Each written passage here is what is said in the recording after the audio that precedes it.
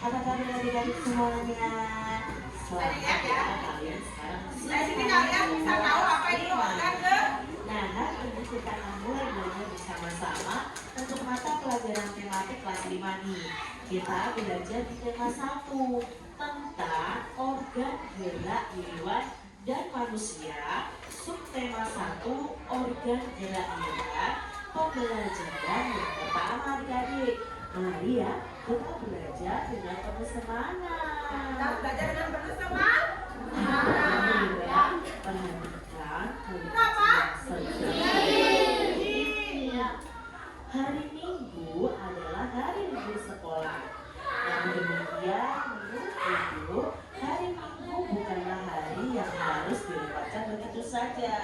Sejumlah rencana telah dia persiapkan, mulai dari memenuhi ajakan Denny untuk melakukan renang, menemani Lani membeli buku, hingga pergi ke kandang kelinci.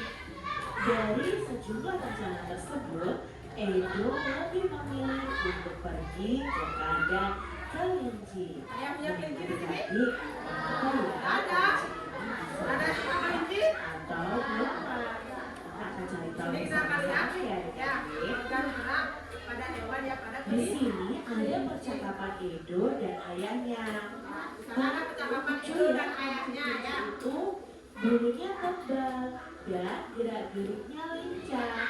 Kenapa kelinci bisa meloncat dan berlari dengan lincah seperti itu ya? Kenapa ya? Tanya Edo.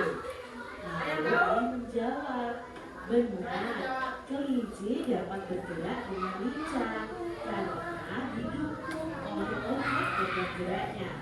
Pada dasarnya, organ gerak kelinci serta hewan lainnya hampir sama loh dengan organ gerak manusia.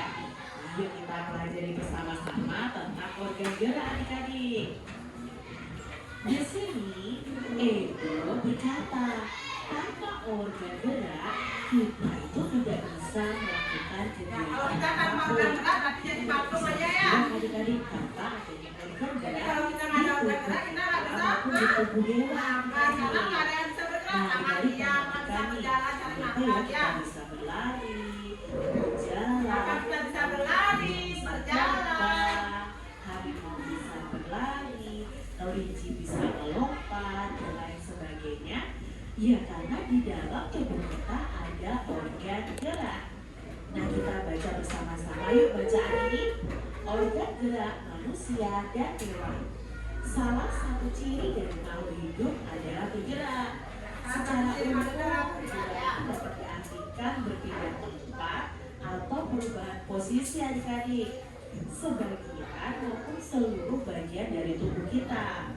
Makhluk hidup akan bergerak apabila ada rangsangan yang mengenai sebagian atau seluruh bagian tubuhnya. Nah, gerak pada manusia dan hewan itu menggunakan yang namanya organ gerak yang tersusun dalam sistem gerak. Nah, organ gerak inilah yang berguna untuk berjalan, berlari, melompat, meloncat, untuk memegang, menggali, memanjat, berenang, dan sebagainya. Nah, adik-adik, organ gerak pada hewan dan manusia ini memiliki kesamaan. Alat-alat gerak yang digunakan pada manusia dan hewan itu ada dua. Ada yang namanya alat gerak pasif yang berupa tulang. Nah, di tubuh kita ada tulang. Tulang itu adalah alat gerak pasif. Dan alat gerak aktif yang berupa otot. Jadi alat gerak di dalam tubuh kita itu ada dua adik-adik. Alat gerak pasif yaitu tulang, lalu alat gerak aktif yaitu otot kita. Nah di sini sudah ada gambarnya ya. Ini adalah tulang kita. Lalu dalam tulang-tulang ini nanti akan dibungkus oleh kulit dan di situ nanti ada otot. Itu merupakan alat gerak kita. Kedua alat gerak ini akan bekerja sama adik-adik dalam melakukan pergerakan.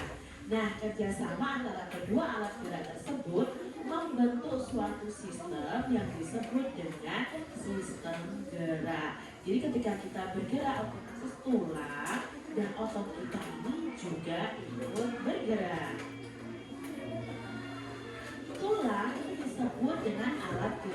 pasif karena tulang tidak dapat bergerak dengan sendirinya adik-adik. Tanpa adanya alat gerak aktif yang mempengaruhi tulang, maka tulang-tulang pada manusia dan hewan akan diam saja dan tidak dapat membentuk alat pergerakan yang sesungguhnya. Walaupun merupakan alat gerak pasif di tulang, akan tetapi tulang itu mempunyai peranan yang besar dalam sistem gerak manusia dan hewan. Otot disebut alat gerak aktif karena otot ini memiliki suatu senyawa kimia yang membuatnya dapat bergerak. Nah, pada saat otot yang menempel pada tulang itu bergerak, Bagaimana? otot Sudah tersebut paham